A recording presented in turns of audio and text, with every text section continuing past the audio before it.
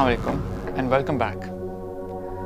हम हर वक्त मूवीज़ वगैरह के अंदर देखते हैं कि एक बंदा किसी पोर्टल के अंदर जाता है और वो 200 साल पहले एक जगह के अंदर निकल आता है, या एक बंदा किसी पोर्टल के अंदर जाता है और 3-4 हज़ार साल आगे निकल जाता है और वो टाइम जो होता है वो बदल चुका होता है। ये टाइम बहुत आगे जा चुका होता है या वो अपनी पास्ट में चला जाता है। ये चीज़ें तो सुनने में बहुत ही झूठ लगती होंगी कि इस तरह हो कैसे सकता है कि आप इस वक्त से निकले और दूसरे वक्त के अंदर चले गए। लेकिन इसके अंदर सोचने की बात यह है कि इसका कुछ हिस्सा एक्चुअली ट्रू है और इनफैक्ट साइंटिफिकली पॉसिबल है।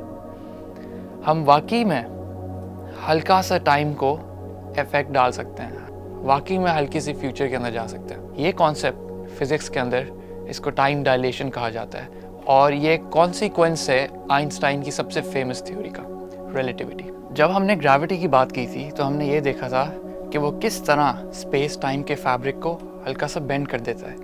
हमने उसकी विजुअलाइजेशन देखी थी, हमने ये देखा था कि किस तरह प्लैनेट्स सन के इर्द गिर्द घूमते हैं और क्यों सन के अंदर नहीं गिर जाते।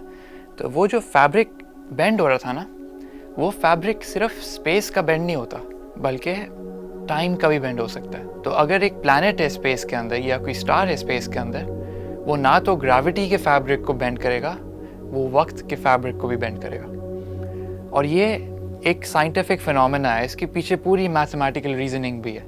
अगर एक बंदा इस दुनिया के अंदर है और अगर उसी का दोस्त इस दुनिया से बहुत दूर है जहाँ ग्रेविटी बहुत कम है, तो जिस बंदा दुनिया के अंदर होगा वो ये देख रहा होगा कि उसके लिए वक्त हल्का सा स्लोली गुजरता है और जो वो बाहर है उसके लिए वक्त हल्का सा तेज़ गुजरता है। ये फिनोमेना हम देख नहीं सकते क्योंकि ये बहुत टाइनी चेंज आता है, बहुत ही मिनिस्कुल चेंज आता है, इसलिए हमने इसको विजुअली कभी ऑब्जर्व नहीं किया। बल्कि साइंसदानों के पास इस तरह के क्लॉक्स होते हैं जिनको एटॉमिक क्लॉक्स कहा जाता है। उन्होंने जब ये थ्योरी टेस्ट की तो मालूम हुआ कि ये बिल्कुल परफेक्ट थ्योरी थी और वाकई में वक्त हल्का सा कम गुजरता है अगर आप किसी कम ग्रेविटेशनल फील्ड के अंदर हो और ज़्यादा तेज़ गुजरता है अगर आप ज़्यादा ग्रेविटी के अंदर हो। तो बहुत से प्लैनेट्स होते हैं। जुपिटर यानी एक बहुत बड़ा प्लैनेट है, उसका बहुत ज़्यादा मास है, जितना ज़्यादा मास उतनी ज़्यादा ग्रेविटी। तो अगर आप उसकी सरफेस पे होंगे ना तो वहाँ पे खड़ा नहीं हुआ जाता, वहाँ पे आप ज़मीन पे गिर जाएंगे और आप बैठ भी नहीं सकेंगे, इतनी तेज़ ग्रेविटी है वहाँ पे।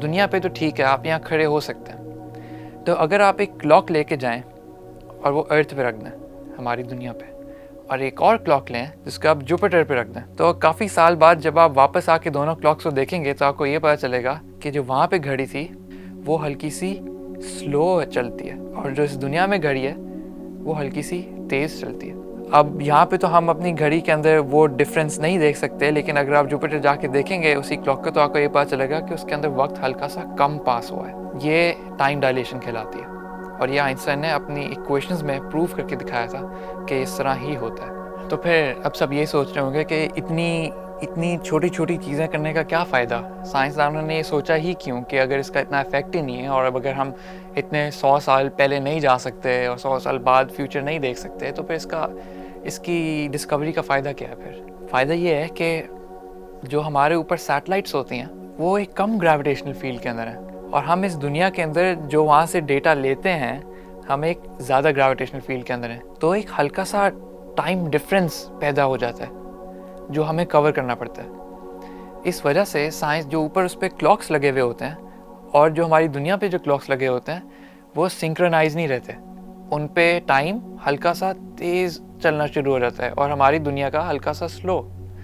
तो उसको सही करने के लिए साइंसदानों को हर वक्त को सही करना पड़ता है। जैसे हम हर दिन घर पे बैठे हों और घड़ी हल्की सी ख़राब हो जाए तो हम उसको 5 मिनट आगे या पीछे कर देते हैं। इसी तरह एटॉमिक क्लॉक्स जो ख़राब नहीं होते, साइंसदानों को उनको ठीक करना पड़ता है, उसको वो कुछ हल्का सा टाइम पीछे लेके आते हैं। तो जो साइंसदान ऊपर इंटरनेशनल स्पेस स्टेशन पे होते हैं उनकी उम्र हमसे 0.002 सेकेंड्स फ़र्क हो सकती है। अगर वो 6 महीने या 10 महीने गुजार के वो वापस आए हैं तो उन्होंने हमसे डिफरेंट टाइम एक्सपीरियंस किया। उनका कॉन्सेप्ट ऑफ टाइम हमसे अलग था क्योंकि वो एक अलग तरह से वक्त एक्सपीरियंस कर रहे थे और हम एक अलग तरह से वक्त एक्सपीरियंस कर रहे हैं। ये सिर्फ ग्रेविटी की वजह से नहीं होता, ये आप स्पीड की वजह से भी एक्सप्लोर कर सकते हैं। और ये भी भला किसने एक्सप्लोर किया था? आइंस्टाइन ने। और इसी वजह से आइंस्टाइन आजकल भी इतना फेमस है। उन्होंने जब अपना E = mc² बनाया तो उसका एक कॉन्सिक्वेंस था, वो था स्पेशल रिलेटिविटी।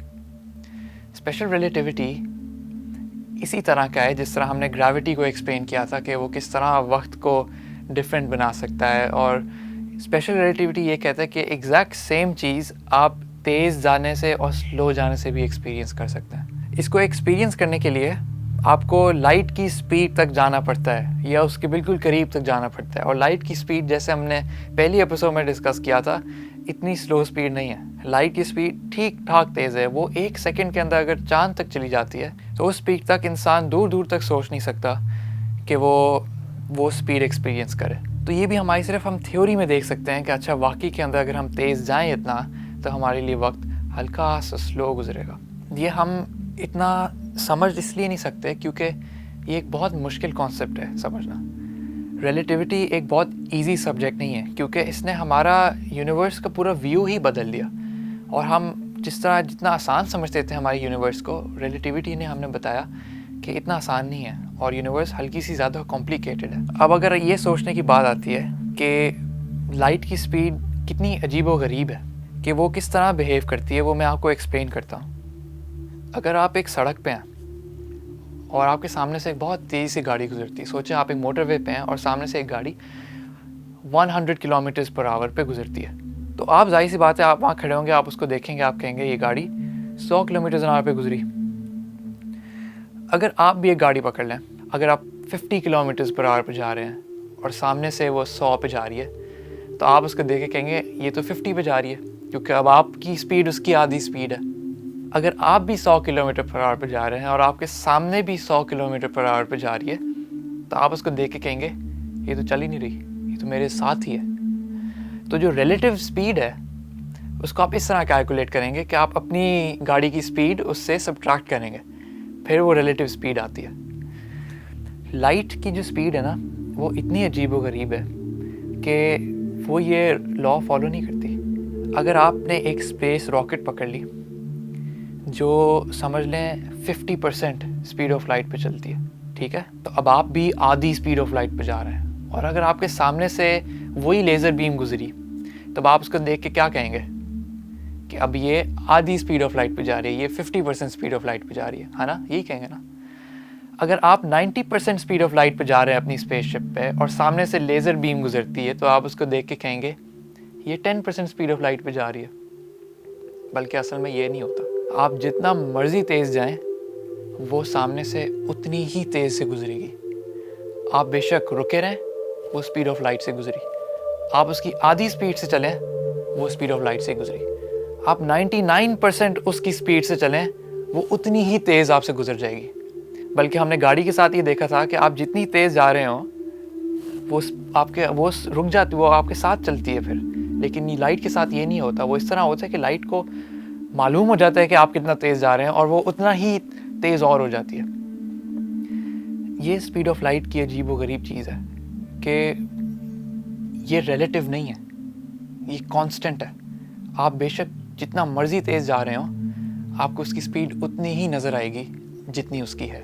तो ये फिनोमेना साइंसदानों ने स्पेशल रिलेटिविटी जब कहा एल्बर्ट आइंस्टाइन ने, तो अब उसका फॉर्मूला ये इतना स्ट्रॉन्ग था कि अब तक हमें इसकी कंफर्मेशंस मिल रही होती हैं। हम अब तक इसको प्रूव किए जा रहे हैं और अब तक एक्सपेरिमेंट्स ये कह रहे हैं कि आइंस्टाइन वाकई में सही था। इस तरह की और इतनी खौफनाक चीज़ें हैं जो हमारे यूनिवर्स के अंदर मौजूद हैं और इसको हम और डिटेल के अंदर समझेंगे अगली एपिसोड्स के अंदर। तो मुझे इजाज़त दें। अस्सलाम वालेकुम।